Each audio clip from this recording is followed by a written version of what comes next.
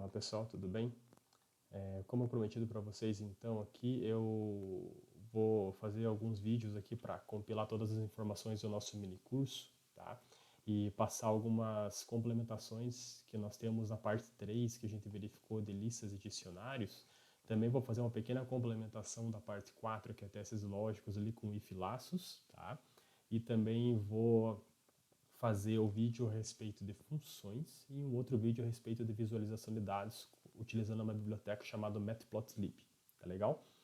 Como nós temos um pouco mais de tempo aqui, então fica mais tranquilo para trabalharmos nesses arquivos, ok? Então vou fazer um vídeo para cada um deles. Bem, primeiro aqui, eu gostaria que vocês fizessem o seguinte. Toda vez que a gente abre um novo arquivo em Python, vocês necessitam restartar o kernel dele, tá? Esse kernel aqui, toda vez que vocês reabrem o arquivo, ele tem as saídas, mas as variáveis não estão rodadas, tá? Então a intenção é que a gente apague todas as saídas e rode todas essas linhas de código novamente para que ele abra para nós aqui corretamente, tá? Então, se eu fosse manipular alguma dessas variáveis mais tarde, ele daria problema, tá legal? Bem,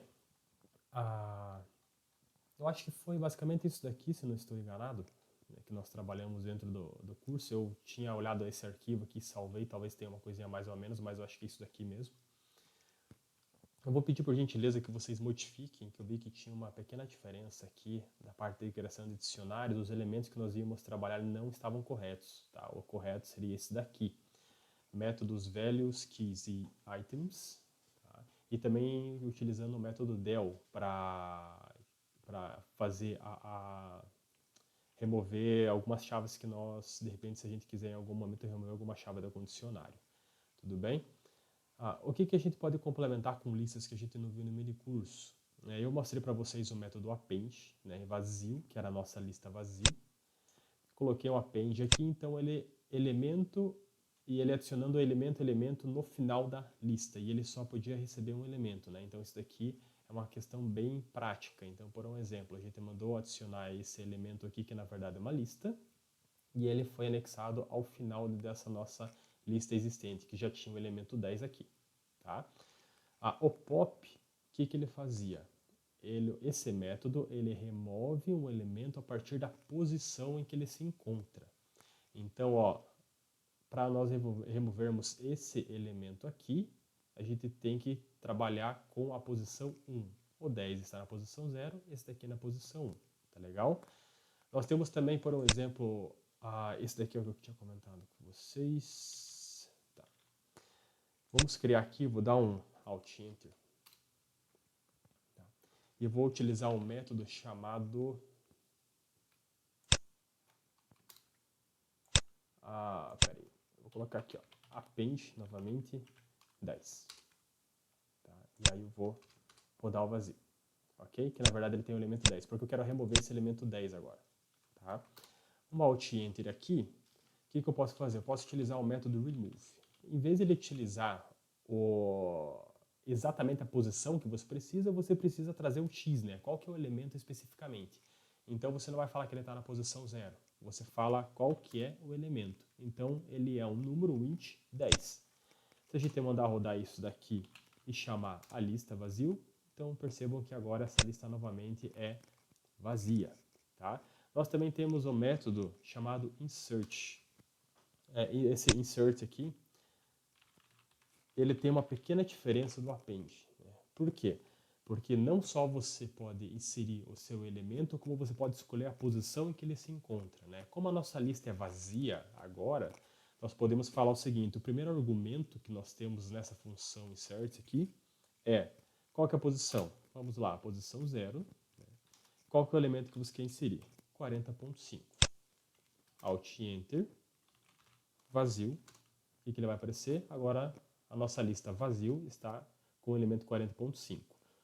Vou fazer vazio.insert, posição 1, elemento 50.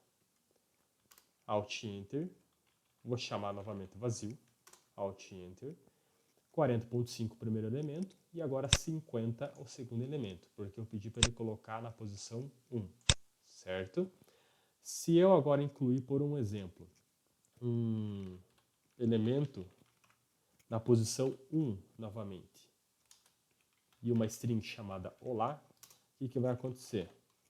Percebam agora então que nós temos 40.5 e esse olá assumiu a posição onde estava o 50. Então o 50 foi para a posição 2. Tá legal? Então isso daqui é uma outra funçãozinha, um outro método que vocês podem utilizar para listas. Tudo bem? Uma questão que vocês podem confundir de repente, o que acontece se eu fizer o seguinte. Se eu pegar aquela lista num que nós tínhamos utilizado no mini curso e somar com a lista str, que era aquela lista de strings, o que vai acontecer? Será que vai dar algum problema? Na realidade, não. Tá? O que ele faz? Ele concatena. Tá? Ele junta essas duas listas sequencialmente. A primeira era a lista num, você mandou adicionar a lista str, então você tem agora uma lista única com todos os elementos dessas duas listas aqui. Tá legal? E aí você pode guardar dentro de uma outra variável, lista completa, enfim, e mandar fazer com que essa lista nova receba essa soma aqui.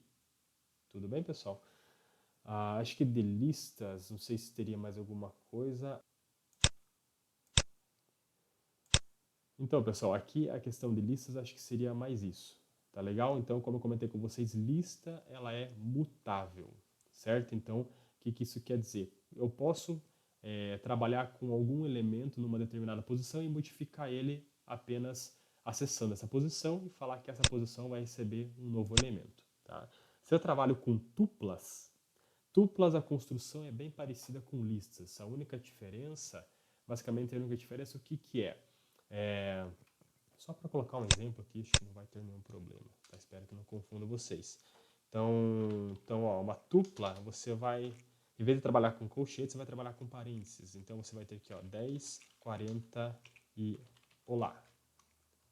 Alt Enter. Então eu tenho uma tupla, certo? A ideia, a construção que ela fica é bem parecida com a lista e um pouco com o dicionário, né? Mas principalmente com a lista. Tá? Mas olha só, eu posso acessar o elemento dessa tupla, por exemplo, que está na posição 0? Posso. Agora, se eu fizer, por exemplo, tupla na posição 0, recebe, em vez de ser 10, agora quero que receba o valor 20, o que vai acontecer?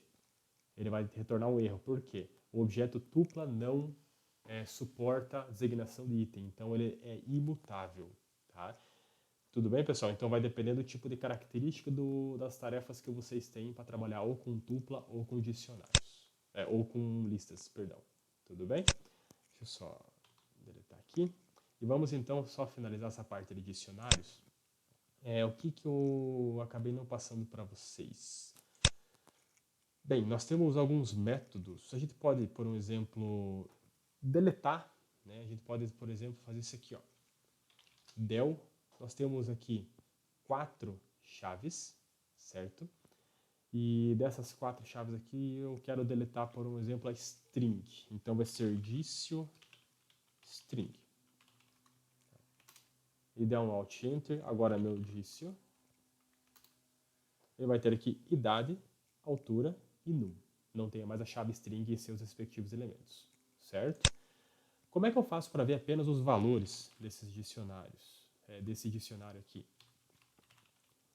Tem um método chamado values. Tá? Então, olha o que acontece. Ele retorna todos os valores que você tem dentro do dicionário sem as chaves. Então, nós podemos também retornar apenas as chaves. Então, podemos utilizar o método keys. Fazendo esse método keys, nós temos, então, uma lista retornando as strings que você colocou para cada uma dessas keys aqui, cada uma dessas chaves. E, por fim, a gente pode, por um exemplo, trabalhar com dicio.items. O que isso aqui significa? Você vai ter como retorno dentro de uma tupla, né? Ele vai retornar uma tupla de cada uma das suas keys com os valores, tá? E o pessoal utiliza isso daqui para fazer iteração, para utilizar, por exemplo, o laço for, para imprimir tanto aqui como também os seus valores aqui. Tudo bem? A gente vai ver ali que no método, utilizando o laço for, você pode fazer iteração dentro das listas, pode fazer iteração dentro dos dicionários, só que os métodos podem ser um pouco diferentes. A gente vai ver isso no próximo conteúdo. Tá legal, pessoal? Obrigado e até a próxima. parte 4 ali.